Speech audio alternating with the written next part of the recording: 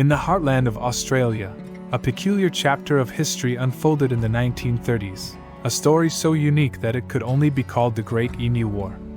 In the early 1930s, Western Australia faced an unusual problem.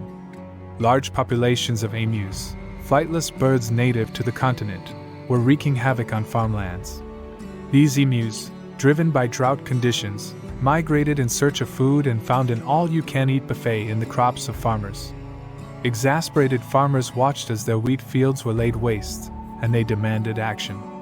The solution: the Australian government would step in and wage war against the emus. In November 1932, a military operation of sorts was launched. The government sent in soldiers, armed with 2 Lewis machine guns and 10,000 rounds of ammunition. Their mission: to eliminate the emu threat once and for all. The stage was set. The soldiers deployed their machine guns, and it seemed like a straightforward task. But what they encountered was beyond their expectations. The emus, perhaps sensing the impending battle, scattered into smaller groups, making them challenging targets. As the soldiers opened fire, the emus ran in every direction, making accurate shooting nearly impossible. The soldiers quickly realized that they were engaged in a bizarre and almost comical battle. Their bullets missed their feathered foes, and the emus proved to be elusive adversaries. The emus, with their remarkable speed and agility, easily outran the soldiers. It was like a slapstick comedy routine with the emus playing the role of the pranksters.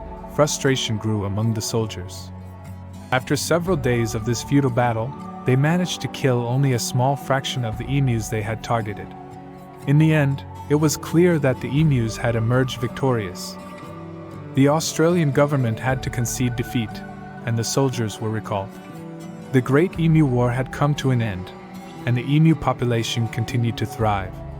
While the war might have been lost, it left a lasting legacy in Australian culture.